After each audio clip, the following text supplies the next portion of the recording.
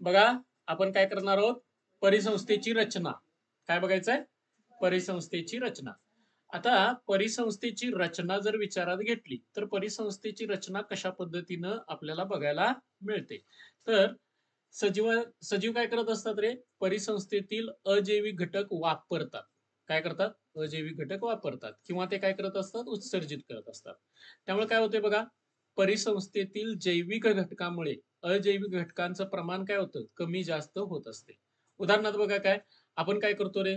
माणूस किंवा प्राणी काय करतात? ऑक्सिजन वापरतात. बरोबर आहे? वातावरणात ऑक्सिजन आपण काय करतो? श्वासामध्ये घेतो आणि कार्बन डायऑक्साईड काय करतो? बाहेर टाकतो. काय होणार रे ह्याच्यामुळं? तर थोडक्यात लक्षात ठेवायचं, परिसंस्थेमधला ऑक्सिजन काय होणार रे? कमी होणार आणि कार्बन डायऑक्साईड काय होणार रे? वाढणार. बरोबर आहे? आता आपल्या बऱ्याचशा क्रिया आहेत त्यामुळे कार्बन डायऑक्साईडचं प्रमाण जास्तच वाढायला लागले. परंतु लक्षात ठेवायचं की श्वास घेतल्यानंतर आपण ऑक्सिजन घेतो आणि उच्छ्वास केला की काय होतंय? कार्बन डायऑक्साईड बाहेर पडतो. म्हणजेच आपण बघा ऑक्सिजन घेतला म्हणजे परिसंस्थेतला ऑक्सिजन काय केला आपण? कमी केला आणि कार्बन डायऑक्साईड वाढवला. परंतु वनस्पती त्यावेळी काय करत असतात रे? वनस्पती प्रकाश संश्लेषण करत असतात आणि प्रकाश संश्लेषणामध्ये ते काय करत असतात? ऑक्सिजन बाहेर टाकत असतात. म्हणजे त्यांच्यामुळे काय होतंय? ऑक्सिजन वाढतो. लक्षात येते का? आणि कार्बन डायऑक्साईड काय होतो? कमी होतो. म्हणजे ही क्रिया चालूच आहे बघा. प्रत्येक चक्राकार चालू आहे. म्हणजे वनस्पतींनी आपल्याला काय दिला रे? वनस्पतींनी आपल्याला ऑक्सिजन दिला. तो ऑक्सिजन आपण घेतला आणि बाहेर काय टाकलं? Carbon dioxide. तो कार्बन डायऑक्साईड कोणी वापरला? वनस्पतीने वापरला. म्हणजे बघा, प्रत्येकाचं प्रमाण काय होणार आहे? संतुलित होणार आहे. प्रत्येकाचं प्रमाण काय होणार आहे? संतुलित होण्याचा प्रयत्न होतो. परंतु आपण असंतुलन केलेलं आहे. कारण का आपण प्रमाणापेक्षा जास्त काय करायला लागलोय? कार्बन डायऑक्साईड बाहेर टाकायला लागलेलो आहोत.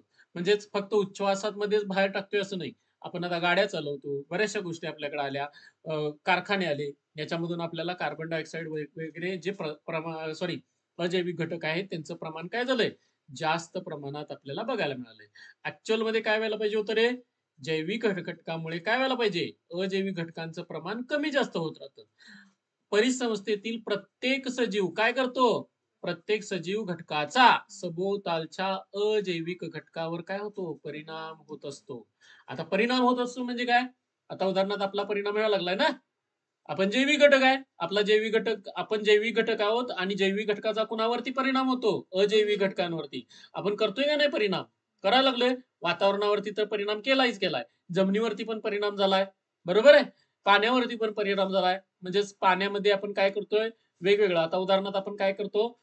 तणनाशक मारतो. तणनाशक मारल्यानंतर ती काय होतात रे? पाणी पाजलं की ते पाण्यातून कुठं जातात? ओढ्याला जातात. ओढ्यातून कुठं जातात? नदीला जातात.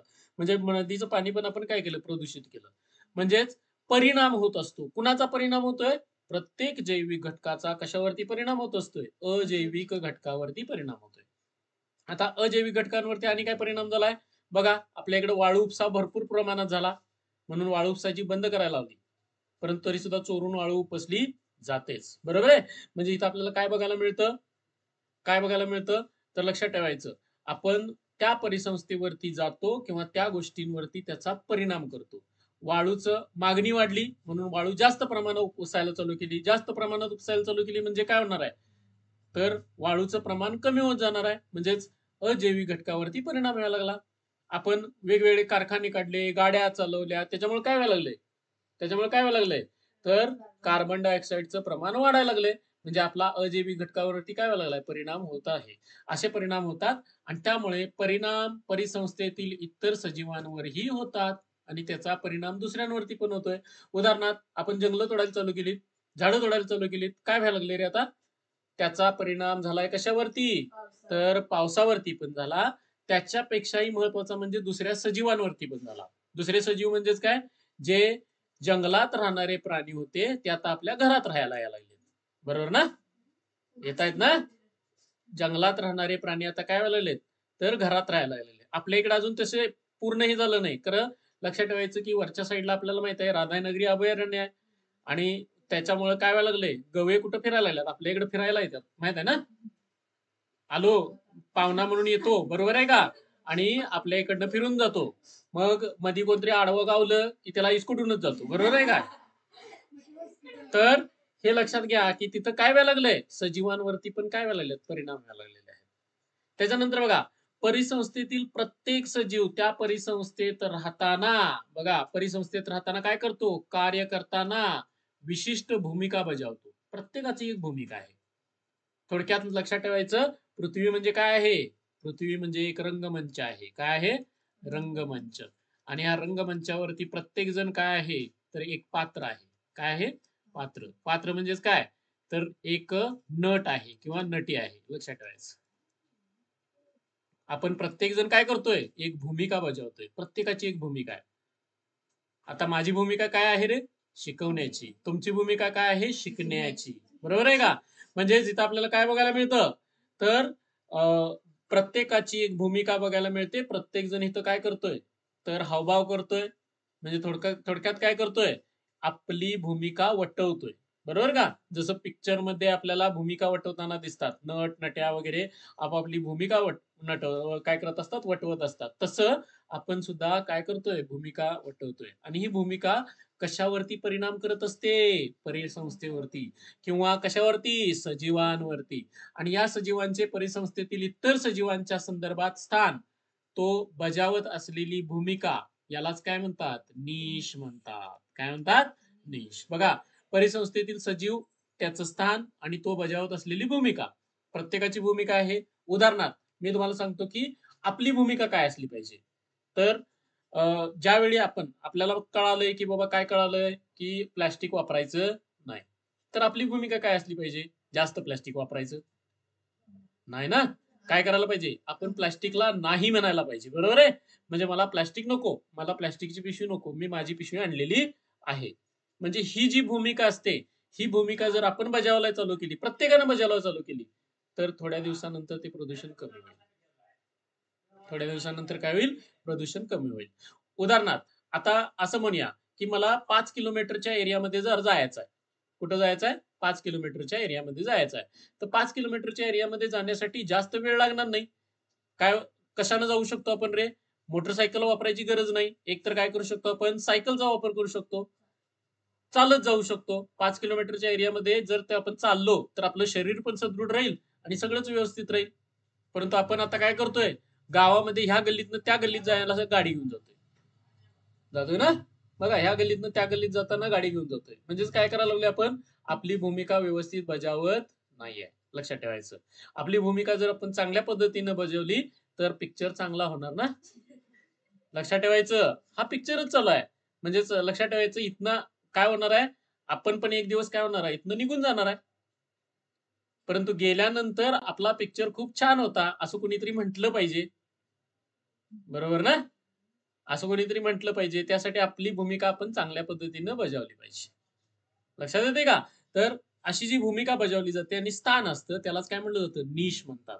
उदाहरणार्थ बघा, बागेत वाढणारे सूर्यफुलाचे झाड काय करते, ऑक्सिजन हवेत उत्सर्जित करते व मधमाशा, मुंग्या इत्यादी कीटकांसाठी अन्न व आसरा पुरवते. बघा, सूर्यफुलाचं झाड ऑक्सिजन पण देते आणि दुसऱ्यांना राहायला जागा पण देते. बघा, त्या झाडाला कळते की काय करायला पाहिजे. आणि आपल्याला माणूस एवढा चांगला विचारी असताना सुद्धा कळत नाही की काय करायला पाहिजे. लक्षात येते का? तर परिसंस्थेमध्ये आपली ही भूमिका म्हणजेच काय असतं, निश असते. ती निश. मग आता आपल्याला परिसंस्थेमध्ये आंतरक्रिया कशी होतात, तर परिसंस्थेमध्ये आंतरक्रिया आपल्याला कशा मिळतात बघा. पहिल्यांदा काय येतात, अजैविक घटक येतात. अजैविक घटक येतात. तर लक्षात ठेवायचं, पोषक द्रव्य त्याच्यामध्ये काय असतात, अजैविक घटकामध्ये पोषक द्रव्य असतं, सौर ऊर्जा असते, कार्बन डायऑक्साईड असतं, नत्र असतं, जल असतं, खनिज, ह्यांचा आपण वापर करतो ना. परत ह्यांचा वापर कोण करतं रे, वनस्पती करतात. वनस्पती वनस्पती करतात, कशाच्यासाठी करतात रे, प्रकाश संश्लेषणासाठी. आणि त्यापासून काय तयार करतात, अन्न निर्मिती करतात. बघा, प्रकाश संश्लेषणापासून अन्न निर्मिती करतात. कोण करतं रे, जैविक घटक. कोण, वनस्पती. तिला म्हणून काय म्हणतो आपण, उत्पादक म्हणतो. आता उत्पादकामध्ये त्याच्यामध्ये सुद्धा उष्णता वापर बाहेर निघते. आता बघा, उत्पादक झालं की उत्पादकावरती कोण अवलंबून असतात रे, उत्पादकावरती कोण अवलंबून असतात, भक्षक. मग त्याच्यामध्ये कोण येतं, प्राथमिक भक्षक, द्वितीय भक्षक, तृतीय भक्षक. हे सुद्धा काय आहेत रे, जैविक घटक आहेत. वनस्पतीपासून अन्न ग्रहण करतात, कोण करतात, तर लक्षात ठेवायचं, हे भक्षक करतात. ते भक्षक झाले. भक्षक काय होतात, एकतर मरून जातात, बरोबर आहे, किंवा काहीतरी उत्सर्जन करतात. काय करतात? उत्सर्जन. आता काहीतरी उत्सर्जन करतात, त्याच्यापासून सुद्धा काय होतं, त्यांचं सुद्धा विघटन कोण करतं? सूक्ष्मजीव करतं. बघा, सूक्ष्मजीव त्यांचं विघटन करतात, किंवा ते मृत झाल्यानंतर सुद्धा त्यांचं विघटन कोण करतं? सूक्ष्मजीव करतात. बघा, दोन्ही मार्गानं. ह्यांनी काहीतरी बाहेर टाकलं, कोणी सजीवांनी जी काही गोष्ट बाहेर फेकलेली आहे त्याचं पण काय करायचं, विघटन करण्याचं काम कुणाकडे असतं? सूक्ष्मजीवांकडं. त्याच्यानंतर ते सजीव मृत झाले की त्यांचं पण विघटन करण्याचं काम कुणाकडे असतं? सूक्ष्मजीवांकडं. सूक्ष्मजीव काय करतात रे? विघटन करतात आणि सगळी मूलद्रव्य पुनर्चक्रीकरण करतात. पुनर्चक्रीकरण म्हणजे काय? परत मृत शरीराचं किंवा उत्सर्जित वस्तूचं काय झाल्यानंतर, विघटन झाल्यानंतर परत काय मिळतं आपल्याला? अजैविक घटक बघायला मिळतात. ते परत अजैविक घटक कोण वापरतं? वनस्पती. परत वनस्पतींना कोण खातं? भक्षक. भक्षकापासून परत काय मिळतं आपल्याला? उत्सर्जित पदार्थ आणि मृत शरीर. त्यांच्यावरती परत कोण क्रिया करतं? सूक्ष्मजीव. सूक्ष्मजीव काय करतात? विघटन करतात आणि परत काय मिळवून देतात? अजैविक घटक मिळवून देतात. अशी ही साखळी चालू राहते. ह्यालाच आंतरक्रिया म्हणतात. काय म्हटलं जातं? आंतरक्रिया असं म्हटलं जातं. आता बघा, ही आंतरक्रिया मिळाली. आता बघा, जीवावरणामध्ये अनेक परिसंस्था कार्यान्वित आहेत. अनेक आहेत, भरपूर आहेत. त्यांचा सभोवतालच्या पर्यावरणानुसार त्यांचे वैशिष्ट्यपूर्ण कार्य चालते. पृथ्वीवर अशा अनेक परिसंस्था निर्माण झाल्या आहेत. आता उदाहरणार्थ आपण असं म्हणू शकतो, बर्गेवाडी ही सुद्धा एक परिसंस्था आहे. बर्गेवाडी स्वतःच काहीतरी काम करत असते ना. बर्गेवाडीतली लोक स्वतःच काहीतरी काम करत असतात. कौलवातली लोक कौलवातल्या लोकांचं काहीतरी काम करत असतात. भोगावती लोक भोगावतीवरती काहीतरी काम करत असतात. प्रत्येक जण आपल्या परिसंस्थेमध्ये काम करतोय. प्रत्येक जण आपल्या परिसंस्थेमध्ये काम करतोय. आता बघा, मी हे गावांच्या स्वरूपात सांगितली. आता ह्याच्याऐवजी आपण असं सांगू शकतो, पुंगावमध्ये एक तळ आहे, तळ्यातली एक परिसंस्था आहे. त्याच्यावरती कोण काम करतंय? पुंगावातली लोक काम करतात. म्हणजे तिथं त्यांच्यामध्ये काय आला रे? आंतरक्रिया आली. कुणामध्ये आंतरक्रिया आली? तळ्यामध्ये आणि तिथल्या लोकांच्या मध्ये आली, किंवा इतर प्राण्यांच्या मध्ये आली तिथल्या. त्याच्यानंतर बर्गेवाडीमध्ये काय रे? नदी जवळ आहे. म्हणजे नदीतल्या सजीवांबरोबर कुणाची अंतरक्रिया होत्या? बर्गेवाडीतल्या लोकांच्या अंतरक्रिया होत्या. डोक्यात येते का? म्हणजे आता इथं बघा, बर्गेवाडीत छोटीशी काय आहे? परिसंस्था. मग त्याच्यानंतर नदी एक छोटीशी परिसंस्था आहे. त्याच्यानंतर आपल्याला काय बघायला मिळतं, की पुंगावातलं तळ एक परिसंस्था आहे. त्याच्यानंतर पुंगाव एक परिसंस्था आहे. अशा छोट्या छोट्या. त्याच्यानंतर बघा, आपण शेतामध्ये काय लावलंय? म्हणजे ऊस लावलाय. तर ऊसामुळं आपल्या शेतामध्ये ऊस आहे, दुसऱ्याच्या शेतामध्ये भात आहे. काय झालं रे? दोन वेगवेगळ्या परिसंस्था आल्या. भाताचं शेत वेगळं झालं, ऊसाचं शेत वेगळं झालं. त्याच्यामध्ये काम वेगळं होणार, त्याच्यामध्ये काम वेगळं होणार. असं त्या परिसंस्था झाल्या. त्यांची एकमेकांबरोबर अंतरक्रिया आहे. असं प्रत्येकाचं काम चालू असतं. आणि म्हणून बघा, जीवावरणामध्ये अनेक परिसंस्था असतात, छोट्या छोट्या छोट्या छोट्या. मग छोटंसं जंगल झालं, ते सुद्धा एक परिसंस्था आहे. मोठं राधानगरीचं अभयारण्य झालं, ती परिसंस्था आहे. लक्षात येते का? छोटं तळ झालं, ती परिसंस्था आहे. मोठा समुद्र घेतला, ती परिसंस्था आहे. जमीन एक परिसंस्था आहे. त्याच्यामध्ये वाळवंट दुसरी परिसंस्था आहे. त्याच्यानंतर सदाहरित वन तिसरी परिसंस्था आहे. लक्षात येते का? जिथं आपण काय म्हणतो, भरपूर पाऊस लागतो, ती एक परिसंस्था आहे. असं प्रत्येक ठिकाणी वेगवेगळ्या परिसंस्था आपल्याला बघायला मिळतात. आता बघा, ह्या ज्या परिसंस्था आहेत त्या काय करतायत? पृथ्वीवरील परिसंस्था जर ढोबळमानाने स्वतंत्र व वेगळ्या दिसत असल्या तरी प्रत्यक्ष अप्रत्यक्षरित्या त्या एकमेकांशी काय आहेत? बांधील आहेत. आहेत ना? म्हणजे बघा, माणसाला पाण्याची गरज आहे, बरोबर आहे? पाण्यामधल्या जलचरांना काहीतरी खाण्यासाठी गरज आहे. त्यांच्यामध्ये त्यांना खाण्यासाठी आपण आहोत. असं आपल्याला काय बघायला मिळतं? परिसंस्था बघायला मिळतात. यामुळे छोट्या छोट्या परिसंस्था आपण पूर्णपणे एकमेकांपासून वेगळ्या करू शकत नाही. परंतु वैशिष्ट्यानुसार, त्या कार्यप्रणालीनुसार, तसेच वैज्ञानिक दृष्टिकोनानुसार परिसंस्थेचे वेगवेगळे प्रकार पडतात. बघा, वैशिष्ट्यानुसार, कार्यप्रणालीनुसार आणि दृष्टिकोनानुसार, वैज्ञानिक दृष्टिकोनानुसार त्यांचे वेगवेगळे प्रकार आपल्याला बघायला मिळतात. बघा, याच्यामध्ये आणि आपल्याला काय मिळतं? तर पृथ्वीवर काही भागात बऱ्याच मोठ्या क्षेत्राचे हवामान आणि अजैविक घटक सर्वसाधारणपणे सारखे असतात. आता हे कसं काय? तर बघा, मी इथे एक स्लाइड घेतो आणि आपल्याला ते सांगायचा प्रयत्न करूया. ठीक आहे? बघा, इथं आपण एक स्लाइड घेऊया आणि याच्यामध्ये आपण ते सांगूया. तर आता पृथ्वीवरती बराचसा मोठा भाग काय करतो? एका परिसंस्थेसारखा आपल्याला काम करताना बघायला मिळतो. तर बघा, इथं आपण आता काय वाचलं? पृथ्वीवरील काही भाग बऱ्याच मोठ्या क्षेत्रातील हवामान अजैविक घटक कसं असतं? सारखं असतं. म्हणजे ते कसं काय? तर बघा, लक्षात घ्या, ही पृथ्वी आपण घेतली. तर पृथ्वीवरती इथं काय आलं रे? हे विषुववृत्त आलं. विषुववृत्त, बरोबर आहे. त्याच्यानंतर इथं काय येणार रे? कर्कवृत्त. कर्कवृत्त. इथं काय येणार? मकर वृत्त. मकर वृत्त. आता बघा, इथून इथपर्यंतचा भाग घेतला किंवा आता लक्षात ठेवायचं 0 डिग्री पासून 5 डिग्री पर्यंत कुठल्या साईडला? उत्तरेला. आणि 0 डिग्री पासून 5 डिग्री कुठल्या साईडला? दक्षिणेला. तर हा जो भाग येतो हा उष्ण कटिबंध असतो. कसला कटिबंध असतो? उष्ण कटिबंध. आता इथं मी कर्कवृत्त लिहिले म्हणजे कर्कवृत्ताचं 5 अंश येत नाही. लक्षात ठेवा, कर्कवृत्त 5 अंशावरती येत नाही. ते 23.5 अंशावरती येतं. कुठे येतं? 23.5 अंशावरती. इकडे 23.5 अंश आहेत आणि इकडल्या साईडला पण 23.5 अंश आहेत. आणि मग आपल्याला बघा, इथं आपल्याला काय मिळेल? तर उष्ण कटिबंध बघायला मिळतो. उष्ण कटिबंध म्हणजे तिथला जो सगळा भाग आहे तो जास्त उष्ण असतो. कसा असतो? त्याच्यानंतर बघा, पुढला भाग आपल्याला जो येतो थोड्या अंतरावरचा, तो आपल्याला काय बघायला मिळतो? तर समशीतोष्ण. त्यानंतर शीत कटिबंध आपल्याला इथं वरच्या साईडला मिळतो. असं हे भूगोलामध्ये आपल्याला बघायला मिळतं. आता बघा, इथं जर तुम्ही बघितलं, हा छोटासा भाग आपण घेतला. कुठला? 0 ते 5, 0 ते 5 एवढंच बघूया आपण. ठीक आहे, विचारात घेऊया. तर इथं बघा, सगळीकडे हवामान कसं असणार आहे रे? सारखं ना. एवढ्या भागामध्ये काय असणार आहे? हवामान सारखं. हवामान सारखं आहे म्हटल्यानंतर तिथले प्राणी, पक्षी, वनस्पती ह्यांच्यावरती त्याचा परिणाम असणार ना. तिथले प्राणी, पक्षी, वनस्पती वेगवेगळे असणार आहेत. आणि वेगवेगळे म्हणजेच काय? त्या भागामध्ये असणारे प्राणी, पक्षी तुम्हाला कुठं बघायला मिळणार नाहीत? इकडं बघायला मिळणार नाहीत. ते फक्त कुठं बघायला मिळणार? फक्त एवढ्याच भागामध्ये बघायला मिळणार. म्हणजे ती एक परिसंस्था तयार होते. बघा, म्हणून इथं आपण काय म्हणलं? पृथ्वीवरील काही भागात बऱ्याच मोठ्या क्षेत्रात काय असतं? हवामान, अजैविक घटक कसे असतात? सारखे असतात. त्या भागात राहणाऱ्या सजीवांमध्ये सारखेपणा आढळतो, आहे का? त्या भागात जे सजीव असतात त्यांच्यामध्ये काय असतो? सारखेपणा. त्यामुळे एक विशिष्ट स्वरूपाची परिसंस्था बऱ्याच मोठ्या क्षेत्रात तयार होते. खूप मोठं क्षेत्र असतं ते. छोटं क्षेत्र नाही आहे ते. खूप मोठंच्या मोठं क्षेत्र बघायला मिळतं. आता उदाहरणार्थ बघा, आपण जर समजा पाणी म्हटलं तर किती टक्के रे? 71%. बरोबर आहे? 71% पाणी आहे आणि 29% काय आहे? जमीन. मग आता मला सांगा, मी पाण्याची परिसंस्था म्हणलं, पाण्याची परिसंस्था म्हटलं तर किती टक्के होणार? 71%. पाण्याची परिसंस्था म्हटलं तर किती टक्के होणार? 71.